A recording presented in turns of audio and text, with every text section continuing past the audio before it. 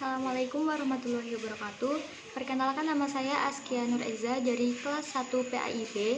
Di sini saya akan mereview tugas UAS dari mata kuliah SKIL yang menjelaskan tentang sejarah Islam di daerah Banyumas. Di daerah Banyumas sendiri, Islam itu dibagi menjadi 3 bagian, yaitu bagian barat selatan, bagian barat, dan yang terakhir bagian tengah bagian selatan. Ya, masuk di bagian pertama, yaitu bagian barat selatan, tentang kehidupan sosial politik.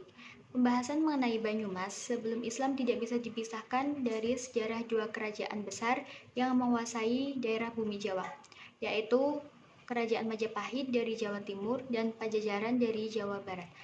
Alur Majapahit yang kemudian membentuk Banyumas bisa ditelusuri pada sejarah berdirinya Kadipaten Wirasaba pertama, yaitu di abad ke-15. Sementara jalur kerajaan Pajajaran dapat ditemukan pada sejarah berdirinya Kadipaten Pasir Luhur pada abad ke-14 sampai 15. Setelah dua kerajaan tersebut, kerajaan-kerajaan di Jawa Tengah bagian timur yaitu Demak, Pajang, dan Mataram mengambil alih wilayah Banyumas dengan membangun Kadipaten Wirasaba kedua dan Kadipaten Banyumas pada abad ke-16 sampai 19. Dengan demikian, Banyumas sebenarnya hanyalah merupakan kota kabupaten yang merupakan bagian dari baik kerajaan Majapahit, Pajajaran, maupun kerajaan-kerajaan di Jawa Tengah bagian timur. Dalam abad Wirasaba diceritakan mengenai asal-usul Jakakatuhu dan Raten Paguwon, yaitu lebih dikenal dengan Adipati Wirahudaya, yang saat itu menjadi adipati pertama di Kadipaten Wirasaba pertama pada abad ke-15. Pada saat itu, wilayah Kadipaten Wirasaba pertama merupakan bagian dari wilayah Kerajaan Majapahit kedua tahun 1429 dan sampai 1522, tepatnya pada masa pemerintahan Prabu Kartabumi Brawijaya V. Kadipaten Wirasaba pertama di bawah pimpinan Adipati Wirahudaya adalah kadipaten yang tentram dan makmur. Bahkan pada masa kepemimpinan Adipati Anom Wirautama, yaitu Adipati kedua, wilayah Kadipaten Wirasaba pertama mencapai Gunung Sindoro sampai Sumbing. Sementara dalam babat Pasir Luhur, Napaktilas Banyumas bida dilacak pada zaman Kerajaan Pakuan Parahyangan di Jawa Barat bagian timur, tepatnya pada masa kepemimpinan Sri Prabu Langgawesi Dewa Naskala pada tahun 1466 sampai 1474, dan putranya si Sri Prabu Langgawestu Ratu Purana Jaya Dewata pada tahun 1474 sampai 1513. Dari si Prabu Langgawestu inilah lahir 4 putra yang salah satu dari keempatnya menjadi bagian dari cerita Pasir Luhur. Keempat putra tersebut adalah yang pertama Raden Harya Banyak Catra, yang kedua Raden Harya Banyak Blabur, yang ketiga Raden Harya Banyak Ngampar, dan yang keempat Dewi Rena Pamekas. Dari keempat putra Sri Prabu Linggawestu, sosok Raden Harya Banyak Catra menjadi identitas penting sebagai alat penghubung silsilah kadipaten di bagian Pasir Luhur, yaitu wilayah Barat Purwokerto. Dengan Kerajaan Pajajaran, kekuasaan Pajajaran atas Kadipaten Pasir Luhur hanya sampai pada keturunan keempat Prabu Langgawestu melalui jalur Harya Banyak Catra, yaitu Adipati Banyak Catra, Adipati Banyak Wirata, Adipati Banyak Rama, dan Adipati Banyak Kesumba. Meskipun setelah Adipati Banyak Kesumba, Pasir Luhur masih dipimpin oleh keturunan Banyak Cakra, yaitu Adipati Banyak Belanak dan Banyak Tole. Namun, Pajajaran tidak lagi menjadi penguasa atas Pasir Luhur, melainkan Kerajaan Demak yang beragama Islam. Salah satu alasan bahwa ke-9 kerajaan Galuh di atas adalah bagian dari wilayah kekuasaan Galuh Purba. Galuh Purba adalah wilayah kerajaan Galuh Purba yang meliputi Indramayu, Banyumas, Cirebon, Brebes, Tegal, Pemalang, Bumi Ayu, Purbalingga, Banjarnegara, Kebumen, dan yang lainnya. Berdasarkan babat Pustaka Raja-Raja pertama di Nusantara, yaitu tulisan Pangeran Wangsakerta dari Cirebon, terdapat 3 wangsa yang berkembang pada abad ke 7-8, yaitu Wangsa Kalingga, Wangsa Sanjaya, dan Wangsa Syailendra. Hal ini menunjukkan bahwa Kerajaan Galuh Kalingga yang sebelumnya merupakan bagian dari Kerajaan Galuh Purba lebih populer dibanding Galuh Purba. Bahkan, pamornya telah mematikan keberadaan Kerajaan Galuh Purba yang menjadi penguasa sebelumnya. Seiring dengan semakin melemahnya kekuasaan Kerajaan Tarumanegara pada tahun 699 Masehi, Kerajaan Galuh Kawali justru semakin menunjukkan eksistensi dan kekuatannya. Puncaknya, Raja Galuh Wretika-Dayun melakukan pemberontakan dan berhasil merebut kekuasaan dari Kerajaan Tarumanegara. Kalah dengan Kerajaan Galuh Kawali, membuat Kerajaan Tarumanegara memindahkan pusat kekuasaannya ke daerah Sundapura dan mencoba membangun kembali kekuatannya di sana. Situasi ini kemudian dimanfaatkan oleh Wretika-Dayun untuk merubah Kerajaan Galuh menjadi Kerajaan Galuh yang merdeka dan Kerajaan Galuh Kalingga. Wilayah kekuasaan Galuh meliputi antara Sungai Citarum dan Sungai Cipamali di sebelah barat Gunung Slamet. Adapun sebelah selatan Gunung Slamet tetap menjadi kekuasaan Kerajaan Kalingga. Transformasi kekuasaan dari Tarumanegara, yaitu Galuh Kawali atau Galuh, dalam beberapa abad selanjutnya melahirkan imperium baru di tanah Jawa, yaitu Kerajaan Pajajaran. Sehingga jika ditarik ke atas, sebenarnya sejarah kerajaan di wilayah Banyumas, yaitu yang dikuasai oleh Galuh Purba, jauh lebih tua daripada Kerajaan Pajajaran. Namun, keberadaan Kadipaten Pasir Luhur yang menjadi wilayah kekuasaan Pajajaran juga memiliki dimensi historis tersendiri, bahwa Pajajaran pernah memiliki dominasi kekuasaan atas wilayah Banyumas. Kerajaan Kalingga yang menguasai wilayah selatan Gunung Slamet adalah kerajaan Buddha, di mana salah satu pendirinya yaitu Putri Maharani Shima tahun 674 Masehi adalah keturunan dari negara bagian Orissa di India. Pada sekitar tahun 732 Masehi, salah satu keturunannya atau cicit dari kerajaan tersebut, yaitu Maharani Shima, menggantikan menjadi Raja Kerajaan Kalingga bagian utara yang kemudian menjadi cikal bakal bumi Mataram yang beragama Hindu. Dari sosok Prabu Sanjaya inilah kemudian lahir Wangsa Sanjaya yang secara terus-menerus memerintah Kerajaan Kalingga Utara dan Mataram. Ibu kota pertama kerajaan ini adalah Medang Kamulan dari Pekalongan atau Jepara. Di kalangan masyarakat Banyumas dikenal dengan adagium, yaitu adoh ratu atau cedak watu. Ini adalah gambaran konkret kondisi Banyumas yang berada pada wilayah periferi, bahkan terisolasi dari pusat pemerintahan. Tetapi, ratu mereka sangat dimanjakan oleh alam watunya yang subur. Intensitas dialog dengan alam inilah yang membentuk watak masyarakat Banyumas lebih jujur, ada-adanya dan dewasa dalam bersikap tokoh bahwa ekonomi masyarakat dari sisi kondisi alam. Seluruh daratan di Pulau Jawa dikenal dengan kesuburan tanah dan curah hujannya yang tinggi. Faktor alam inilah yang kemudian membuat masyarakat di Pulau Jawa mampu mengembangkan budidaya pertanian lahan basah dengan ekspedisi hasil pertanian yang unik antara satu daerah atau desa dengan daerah yang lain.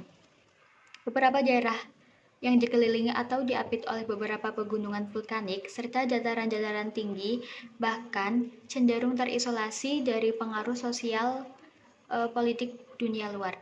Pada masa pra-Islam, dari kolonialisme Eropa masuk ke Pulau Jawa, masyarakat mampu bertumpu pada sungai-sungai sebagai sarana penghubung antara masyarakat di satu daerah dengan daerah lain. Bahkan jauh atau pendeknya aliran sungai di Pulau Jawa turut membentuk mata rantai kekuasaan yang ada di kala itu. Sebagai contoh misalnya aliran sungai Berantas dan Bengawan Solo yang dijadikan saraf penghubung jarak jauh oleh masyarakat, telah berhasil membentuk pusat kerajaan besar, yaitu Majapahit dan Mataram. Sementara sungai-sungai lain yang umumnya beraliran pendek tidak mampu membentuk relasi masyarakat dalam skala besar, sehingga dari sisi kekuasaan yang terbangun juga relatif kecil, yaitu dari sarana dari kadipaten. Yang kedua yaitu Islami di wilayah Jawa Tengah bagian barat. tentang peran Wali Songo di dalam ensiklopedia Islam disebutkan bahwa Wali Songo 9 adalah 9 ulama yang merupakan pelopor dan pejuang pengembangan Islam atau Islamisasi di Pulau Jawa pada abad ke-15 pada masa Kesultanan Demak. Kata wali atau Arab antara lain berarti pembela, teman dekat, dan pemimpin. Dalam pemakaiannya, wali biasanya diartikan sebagai orang yang ekat dengan Allah atau waliullah. Sedangkan kata Songo yang berasal dari bahasa Jawa berarti 9. Maka wali Songo secara umum diartikan sebagai 9 wali yang dianggap telah dekat dengan Allah Subhanahu wa taala, terus-menerus beribadah kepadanya serta memiliki kekeramatan dan kemampuan lain di luar kebiasaan manusia. 28 wali Songo artinya 9 wali. Sebenarnya jumlahnya bukan hanya 9. Jika ada seorang wali Songo meninggal dunia atau kembali ke negeri seberang, maka akan digantikan anggota baru. Songo atau 9 adalah angka keramat, angka yang dianggap paling tinggi. Dewan dakwah tersebut sengaja dinamakan Wali Songo untuk menarik simpati rakyat yang pada waktu masih belum mengerti apa sebenarnya agama Islam itu. Dalam sejarah Islam tercatat bahwa era kepemimpinan Harun al-Rasyid tahun 786 sampai 809 sering disebut sebagai titik puncak kemajuan peradaban Islam.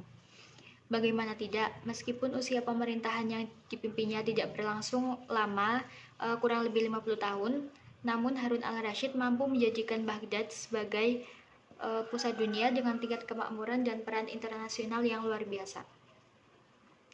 Baghdad bisa menjadi satu-satunya salingan bagi Bizantium yang kala itu juga memegang kendali peradaban dunia.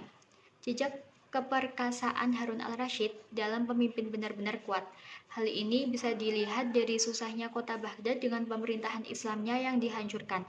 Bahkan pada saat terjadi konflik antara Al-Ma'mun, Al-Amin atau kakak Al-Ma'mun dan pamannya Ibrahim Al-Mahdi, sebagian kota Baghdad yang sempat hancur dapat segera dibenahi dan dibangun kembali hingga mampu menjadi pusat perdagangan dan intelektual dunia. Beberapa pelabuhan di sepanjang laut Baghdad dipenuhi dengan kapal-kapal yang sangat sibuk dengan melakukan beberapa aktivitas, mulai dari kapal perang, kapal niaga, hingga kapal-kapal kecil hilir mudik dengan kesibukan tersendiri. Pada era Majapahit berkuasa, konflik antar agama tidak juga mereda.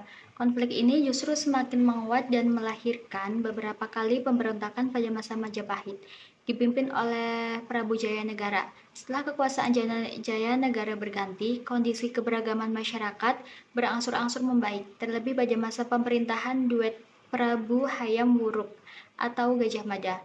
Rakyat seperti melupakan konflik yang terjadi dan sibuk dengan proses pembangunan serta menikmati kemakmuran yang berhasil direalisasikan oleh sang raja dan patihnya. Kemudian suasana damai dan makmur yang terjadi di Majapahit sepertinya tidak mampu bertahan lebih dari 1 abad. Memasuki akhir abad ke-14 tahun 1404 sampai 1406, konflik kembali terjadi dan melibatkan beberapa elit kerajaan yang mempersoalkan status raja yang waktu itu. Puncak dari konflik tersebut adalah terjadinya perang Parekrek yang melibatkan kekuasaan Majapahit Istana Barat pemimpin melawan Istana Timur yang dipimpin Bre Wirabumi. Akibat dari perang Parekrek, kekuasaan Majapahit berangsur melemah sebelum kemudian runtuh sama sekali. Suasana politik yang tidak stabil di tanah Jawa dimanfaatkan oleh banyak kalangan untuk memperkuat pengaruh baik politik, ekonomi, sosial maupun keagamaan. Salah satunya adalah yang dilakukan oleh Sultan Muhammad I dari Turki yang mendapatkan laporan dari para saudara Gujarat bahwa di wilayah Jawa jumlah umat Islamnya masih sangat sedikit dan belum memiliki kemampuan untuk melakukan dakwah secara masif. Yaitu pembahasan ketiga, Islam di Jawa Tengah bagian selatan. Tentang kebangkitan Islam Puritan di era saat ini, banyak terdapat klaim kontradiktif yang dibuat atas nama Islam. Gerakan purifikasi atau pemurnian Islam menjadi fenomena yang terus digulirkan dalam sejarah peradaban Islam di berbagai negara, termasuk Indonesia. Jika seseorang bertanya tentang Islam, maka berbagai tanggapan langsung bisa diperoleh begitu saja tergantung kepada siapa kita bertanya. Bangsa Barat mengeluh dengan sulitnya mempelajari apakah Islam mendukung atau menolak praktik penyandaran bom bunuh diri, jihad, dan kewajiban perempuan untuk berjilbab.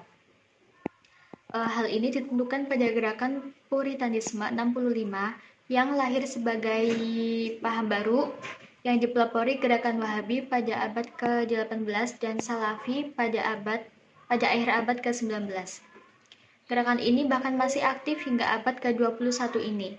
Puritan menurut Karen Armstrong merupakan agama yang diyakini oleh sekelompok orang yang sangat teguh berpegang pada peraturan-peraturan berdasarkan interpretasi harfiah murni yang bersumber dari kitab suci dan tradisi Islam.